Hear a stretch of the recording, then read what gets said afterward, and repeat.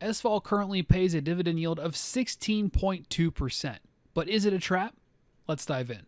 This video is not financial advice, nor is it a recommendation. Please do your own due diligence before investing into anything.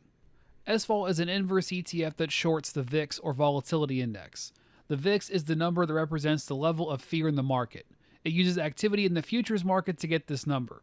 The higher the number, the more fear in the market. SVOL attempts to make its share price move 20 to 30% inverse of the change in the VIX.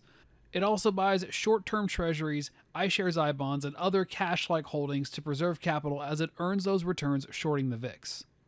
As a hedge in case of a spike of the VIX, they also buy way out of the money covered calls against it. As you can see here on this chart, when share prices declined last year, dividends held strong. This means if you buy when the price drops, you'll get an even higher yield than the 16.2% I mentioned at the beginning of this video. If you're a cash flow focused investor, this could be a solid buy every time fear swells in the market. What do you think? Is it a trap? Which stocks are you buying right now? If you like this video, you might also enjoy this one here on the screen. Subscribe to join the Cash Flow Club and hit the bell for notifications so you don't miss a single video.